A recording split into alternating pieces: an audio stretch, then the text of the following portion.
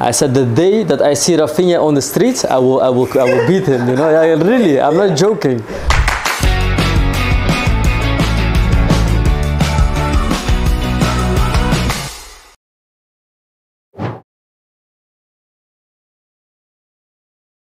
Hello, Miss. How are you? Assalamualaikum. Alhamdulillah. Hope you're doing well too, and everybody here. Okay. Entering the week number 2 of Ramadan, how is your condition right now with your family in Jogja? It's good. It's getting harder because my energy gets lower, but alhamdulillah we are doing well, and we are happy. Yeah. First of all, congratulations on becoming the champion and becoming the part of PSIM Jogja history. Thank you. It's almost a month ago, the match against Bayangkara. You still feel the nerve and the tension of that game? I do not feel the tension anymore, but I do feel still special because I think that every time when I go outside, when people see me, they still like AYDK shouting and Liga 1. So you always feel this special feeling because after 20 years to go to Liga 1 like in this way, I think it's special. But also, like you asked, is the feeling still there? Yes, it is still there. But the tense that we had before the game, that's something different. I think that's something you need to feel. But yeah, at the moment I don't feel that because there is no games. But do I still feel special for the winning of the champion Liga 2 and going to the Liga 1? Yes, I feel still special. Yes. We all know that you joined the team in the middle of this season, right? Is it hard for you to adaptation or is it easy for you?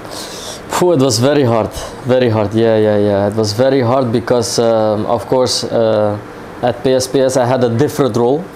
I was really playing like a number 10 and I had a different role, and when I came to PSIM it was a different game, so I had to adapt in the way of playing, and I remember the first game against Bayangkara, also I had like a small injury, so I didn't train for 3 weeks, and then against Bayangkara I just trained 2 times with the team, and so I didn't know the players, I didn't know the tactics, and I was not fit enough to play, and but yeah, I saw that it was very hard for me, you know. And like I said, the adaptation, I had different role in PSPS. I was playing 6 months, you know, 5 months with a different tactics and different role. So when I came here, everything changed for me. So that is quite hard. But alhamdulillah, you know, like the moment I remember the moment I choose for PSIM to sign for PSIM, and the moment I came. It was like Allah subhanahu wa ta'ala was telling me, don't worry, you will become champion, you know, like really, like I think many people don't know, like everybody wants to play Liga 1, you know, and the thing what happened with PSPS, I had 2 options to go to play Liga 1, like they were like with offers, you know, but they were a little bit fighting with relegation. I do not want to say the names because I respect the clubs. But they were fighting with relegation, and I didn't feel good to go to Liga 1 and to fight, you know, in the league, because you will maybe not perform. So the moment when PSIM came and I chose for PSIM, I knew that I will be champion, and like really this is special because every time I prayed, it felt like God was saying to me, Omid, don't worry, you will be champion, you know, like, and this is why since the beginning when I came here, I even told some people here, I know we're gonna be champion. I don't know how, but I know we will be the champion. Alhamdulillah, at the end you see we are the champions. Many people want to know about your celebration with Rafina. Not only against Bayangkara, but against many other teams. You have exciting celebration, may I say. Can you share to us some story about that?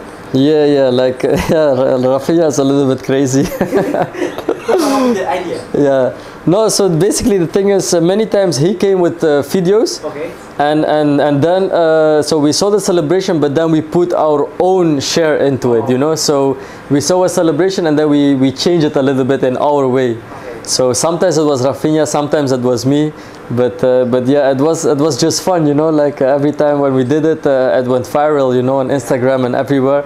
So and we liked it, you know. So I think this is also, you know, at the end of the day, if you want to play football, you have to enjoy, you know. And I think in this way we enjoyed it, and also the people, the fans, and the people who love football and watch the game, I think they enjoyed it as well, you know. So that was the motivation that kept us going, because every time when we did a celebration, it went viral. So yeah, that was the key. If you can choose one celebration, which one is your favorite? I think the favorite one is the one that many young guys did. It's like and then shooting each other when you go to turn around. I think I saw that one. Like many people tagged me on Instagram. A lot of young guys making the celebrations when exactly when they score. So I think this one is my favorite because everybody, you know, like we can see that we are an example. So yeah, it makes me very happy, you know, to see this. So I think that one is special for me and the favorite one. Talking about Rafina, what can you say about this player or this guy or Rafina, I will tell you something funny. Yeah. Okay. Yeah, I'm sorry. Yeah. The first time when we had game against PSIM, PSPS against PSIM preseason. Okay. So we played against PSIM in the preseason, and I was fighting with Rafina. So and the funny thing was, I even said when the game was finished, I even said to the foreign players in PSPS, I said the day that I see Rafina on the streets, I will beat him. You know, really, I'm not joking. I was like really serious. You know, there was the preseason. After the game, I said like if I see this guy Rafina on the streets with no football, I will beat him. You know, that much I hated Rafina. He knows it himself, you know, seriously, he knows it. I told him the story. Because, you know, if you don't know Rafina on the field, you think Rafina is crazy. You know, because he is a little bit crazy, you know, he has like, he's emotional with the game and everything. So in the game, he do sometimes crazy things, but if you don't know him as a person, you will think differently about him, you know, and that was the case at that time. But when I came to PSIM, I swear to God, the first guy that take me with open arms was Rafina, because the moment that the rumors were going on, I came to PSIM. Rafina texted me on Instagram. You know, like that showed me a lot. Like I was like, this guy texted me. You know, like, and I was like, I hate this guy. So how this guy text me? So I spoke to him a little bit on Instagram. You know, and then after when I came to the first training, he came to me directly. You know, he gave me a hand. He like welcomed me with open arms. You know. And so I got a little bit very warm feelings for him. And then later when I saw like how he loves his family, you know, he's like really a family guy. I'm also a family guy. And I saw like the characters, what I have in me, he has the same, you know. So we were quite the same a little bit outside the field, you know, like an human being way. So when I knew him much better, that was the moment that I really had love for him. And I, you know, like for me, he's one of my best friends here in Indonesia. And like if he needs my help or whatever, I will always try to help him. And yeah, like I love him as my friend now. So basically this. Moving on to the coach, Coach Erwan. Yeah. What can you say about this person? I think Coach Erwan is a very, very smart coach. Really, like I remember that the first day he was the coach, and he made some tactical training, you know. And I learned so much about this tactical training, and I even texted him, you know, the training. I said like, Coach, I said like in this last 2 weeks that I was here, this one training you did, I learned more than the last 2 weeks, you know, like, yeah. And so for me, I think he's a very smart coach, tactically a strong coach, and most important as a human being. Like he is not someone who is arrogant or who is he has like ego, no. He's very like how he is to me, he is to another player, like and this is what I really love about him. And I think in overall I'm very happy about him as a coach, and yeah, I wish him all the success and all the best whatever happens in the future. Moving on to the manager, Razi himself. Yeah. What you can say about him?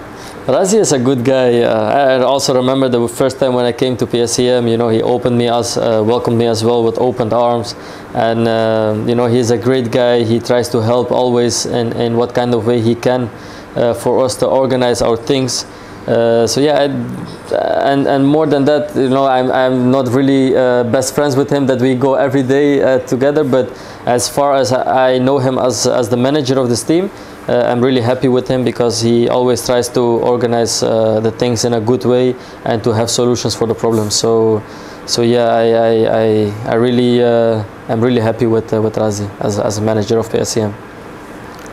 Moving on to the national team, we all know that you got the call up. Yeah. What you can say about the current national team and the objective of your national team right now? Yeah, like it's always an honor, you know, to play for your country, because you go there as like a representative as your country, and I know my family loves the national team. So yeah, like I said, everybody is proud when you go to the national team.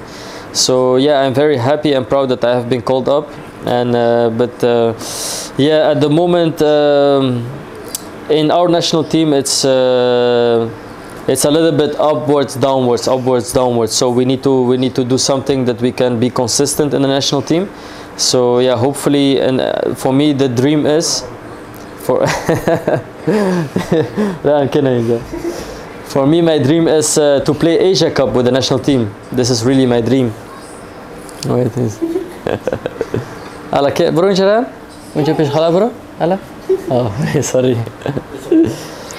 So yeah, I have one dream, and that is to play the Asia Cup. Yeah, because like for us to be like Indonesia, I think Indonesia in the last years really developed the team, and you can see now what kind of players they have. So for them, it's realistic to go for the World Cup, you know. But for us, I think it's not realistic yet. So we just what for us is realistic is to, yeah, inshallah, qualify for the Asia Cup, and maybe we will see Indonesia in the Asia Cup. Hopefully. Hopefully, yeah. How about your relationship with one of Indonesian national team striker, Yeah. Raknar? Yes. People want to know, how did you know this person and Yeah. the history between you and him? Yeah, actually it's very simple. When I was playing in NSA Nijmegen in the youth, he was also playing there, but Raknar is a little bit younger than me. So he was playing in, at that time I think I wasn't under 16, he was under 15 I think, 15 or 14, I'm not sure anymore. And then when we got a little bit older, when I was playing for the under 19, and Raknar was seen as a big talent. So he was, they allowed him to train with the older team. So he was moved, instead of under 17, he was moved to under 19. So he came in my team. So he was training with us, and he was playing some games with us. So like that, I knew Raknar. And then when I knew him, I saw that he was living like behind me in Netherlands, you know, like. So he was living in Os, and I was living in a different city, but it was like 10 minutes from each other. So yeah, after that we had sometimes like we chilled, you know, we went outside football, we went together, we played some tournaments, futsal tournaments, 7 against 7 tournaments, and yeah, basically like that our friendship grew, and yeah, we know each other very good, and yeah, that's our friendship, you know. Before he got an Indonesian citizenship, yeah. Did he ask about you, about Indonesian football? Yeah, of course, yeah, many times. He even was interested to come to play in Indonesia. Yeah? Yeah. He was even interested to play because he had some options, yeah. But yeah, I think for him it's better to stay a little bit in Europe. Maybe in the future he can come and play in an Indonesian club. But he asked me a lot about Indonesia, and I told him, I said to him, bro, for me the best thing what happened in my life was coming to play football in Indonesia. So I think if you go to the especially for the national team, you know, and because you are a citizen of Indonesia, you will not regret it. And he said directly, I know, and this is the reason why I want to go. And you know, at the end of the day, he is an Indonesian citizen, and he's a proud guy of Indonesia. So he wants to do everything to let's succeed Indonesian national team. So yeah, then. Moving on to your personal objective for next season, what can you say about us? For myself, next season, I think it's yeah, to be honest, I don't know, to be honest, you know, like if you ask me like personally only about myself, for me is the most important. I want to play all the games, you know, I want to play all the games, and for me to have a goal like how we're gonna do in the league, it's kind of difficult to say now because I don't know anything yet. So I just have to wait for that, you know, till everything is clear, till the organization and everything is round. Then I can make a goal for myself as what I want to achieve with the team. But for me personally, the only thing I want to do is play as much as possible, play all the games if possible, and not get injuries, and yeah, qualify for the Asia Cup with my national team. That's the only thing I can say for myself, inshallah, yeah. Okay, Omid, last question. Yeah. Can you say to all the Belajar Musim and the Maiden fans, what can you say to them? What I want to say to them, I will look in the camera and speak to them. I want to thank you very guys for the support in the last half season. for the team and also for me personal. I think you guys were always supportive, and I think this really did the difference between winning games and not losing games. So thank you very much, I really appreciate it. And what I want to say is be always like this, even the next season. We need you guys as a 12th man. You know, every season we have ups and downs in the team, but we need you with our ups to celebrate, and the downs we need you guys to support us to change everything. So once again, thank you very much, and hope to see you guys soon, inshallah. Assalamu alaikum. Thank you.